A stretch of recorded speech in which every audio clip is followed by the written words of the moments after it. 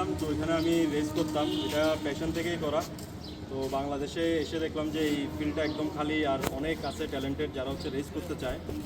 তো ওগুলো চিন্তা করে আমি আসলে গোকার্টটা বানানো, এবং আমরা আপনার জার্মানির একজন গোকার্ট ম্যানুফ্যাকচারার আছে, ওনাদের থেকে কনসালটেন্সি নিয়ে আমরা মানে প্রপার যাতে একদম স্ট্যান্ডার্ড একটা গোকার্ট বানাতে পারি ওভাবেই ওইটা নিয়ে কাজ করা।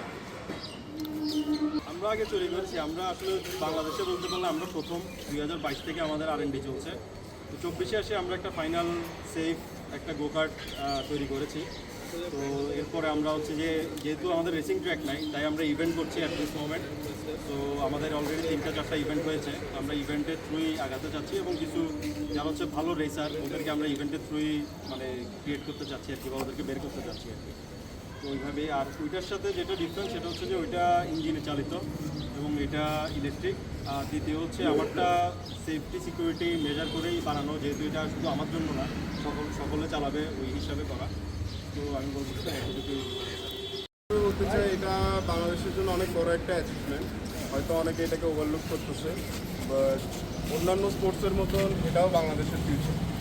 আমি মালয়েশিয়াতে মোটামুটি 3-4 বছরের উপর রেসিং করেছি।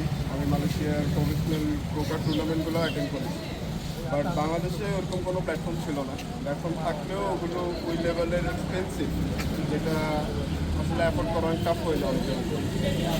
তো আমি যখন পেট্রোল বিষয়ে জানতে পারি, তখন প্রথম জিনিসটাই আমার মাথায় আসে এটা একটা রেগুলেশন হতে যাচ্ছে।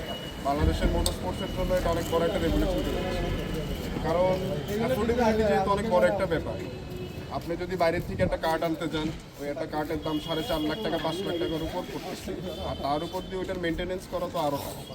বাট আমরা যেহেতু বাংলাদেশে বানানো কার্ড, আমাদের মেনটেনেন্স অ্যান্ড এভরিথিং আমাদের জন্য অনেক ইজি, যেহেতু আমাদের নিজেদেরই ইনহাউস ডেভেলপমেন্ট।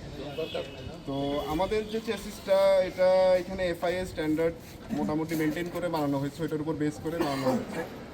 তো আমাদের ফিউচার প্ল্যান আছে, আমরা একটা রেসিং ট্র্যাক, রেসিং একাডেমি দিব, যেখানে আমরা ইয়াং ট্যালেন্টসদেরকে আমরা এই প্ল্যাটফর্মটা প্রোভাইড করতে চাচ্ছি।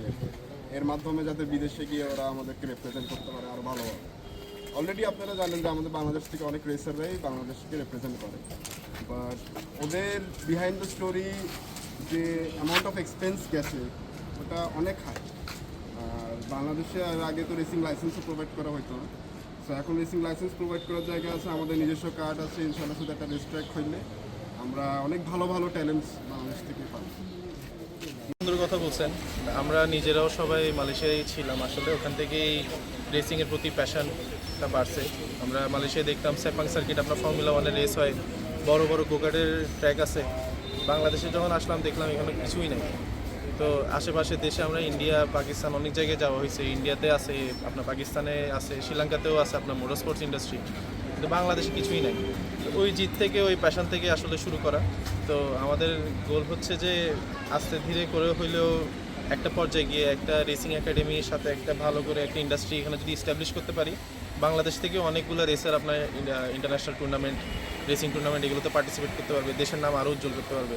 যেখানে এখন আপনার বলতে গেলে মাত্র 2-3 জনই আছে যারা বাংলাদেশের নাম উজ্জ্বল করছে, সামনে গিয়ে হয়তো 30-40 আরও বেশিও হতে পারে। প্রধানমন্ত্রীকে বলতে চাচ্ছি, যেহেতু স্যার এখন অলরেডি ইলেকট্রিকের প্রতি অনেকটুকু সাপোর্ট করতেছেন, আমাদের এটাও ইলেকট্রিক গাড়ি। আমরা ফিউচারকে মাথায় রেখে তেল সাশ্রয় করতে, যেহেতু তেলেরও সংকট চলতেছে ইদানিং, তো আমরা ওই সব কিছু ভেবেই আসলে ইলেকট্রিক গাড়ি বানাইছি। অবশ্যই উনিও যদি আমাদের একটু সাপোর্ট করে, আর ইন্ডাস্ট্রিটাও যদি এস্টাবলিশ করতে, রেসিং ইন্ডাস্ট্রিটা এস্টাবলিশ করতে যদি সরকারিভাবে একটা সাপোর্ট করে, তাহলে অবশ্যই আমরা অনেক দূরে এগিয়ে নিয়ে যেতে পারবো। ভিতরে যেটা আছে এটা হচ্ছে আমাদের মোটর কন্ট্রোলার ভিতরে, এটা আমরা লিথিয়াম ব্যাটারি ইউজ করছি। আর পুরা যে ব্যাটারি যেটা হয়, চার্জটা হয়, সেটা আমরা সোলার পাওয়ার করে থাকি। তো এটা 100% রিনিউয়েবল এনার্জি থ্রুই চার্জ করা হয়, বিকজ আমি চাচ্ছি যে রেসিংটা যাতে অ্যাফোর্ডেবল হয়, কারণ রেসিং একটা অনেক এক্সপেন্সিভ একটা ইন্ডাস্ট্রি।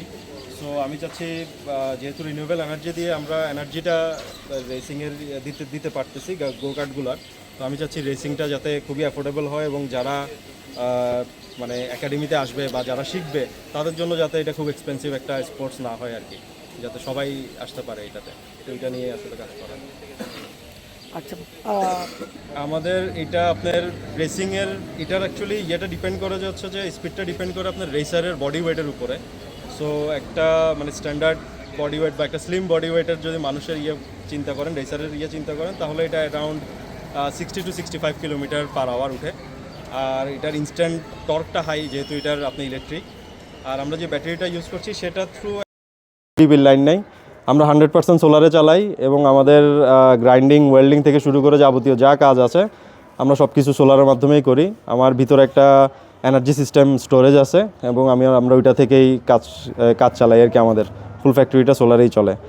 আর গাড়িগুলোর স্পিড অ্যাকচুয়ালি রেসারের বডি ওয়েটের উপর ডিপেন্ড করে, বাট আমরা ম্যাক্সিমাম 60 to 65 কিলোমিটার পর্যন্ত স্পিড পেয়েছি। কারণ আমরা চেষ্টা করেছি যাতে যখন বা বৃষ্টির মধ্যেও যাতে আপনার রেসিং করা যায় বা বৃষ্টির জন্য যাতে রেসিং থেমে না থাকে আর কি। তো সেইভাবেই সব কিছু করা। না, এটা ওইটা সেম না। যে মেইন জিনিসটা হচ্ছে আপনার এই মেজারমেন্টটা হচ্ছে সবচেয়ে বড় সেফটির সবচেয়ে বড় আছে আপনি। কারণ আমি জোড়াতালি দিয়ে করে ফেলতে পারবো, এটা ঠিকই আপনাকে নিবে, কিন্তু আপনি কতটা সিকিউর ওই গাড়িতে ওইটা ডিপেন্ড করে আর কি। বাংলাদেশের যদি রাস্তা ভালো হয়, আপনার একদম মানে স্পিড ব্রেকারে এগুলো হয়তো ওভাবে হবে না, যেহেতু এগুলোর গ্রাউন্ড ক্লিয়ারেন্স কম। তো এগুলোর জন্য প্রপার রেসিং ট্র্যাক লাগে। সো রেসিং ট্র্যাক হলে বেটার আর কি। আমি প্রেফার করবো না কেউ রাস্তায় এটা চালাবে, তো এটার জন্য প্রপার ট্র্যাকিং হলে দেন বেটার। যে বলতে আমাদের আসলে একাডেমি করার ইচ্ছা আছে। আমি চাই বাংলাদেশ থেকে অনেক রেসার আপনার বাংলাদেশে যাক, দেশের বাইরে যাক, বাংলাদেশের নাম নিয়ে বা ইন্টারন্যাশনাল একটা পর্যায়ে বাংলাদেশকে রিপ্রেজেন্ট করক। সো ওইভাবে আমাদের একাডেমি করার একটা প্ল্যান আছে।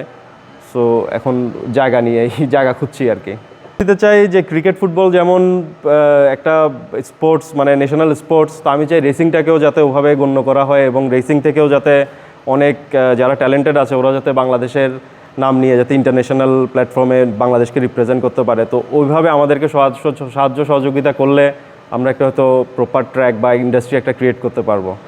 সো ওইটাই।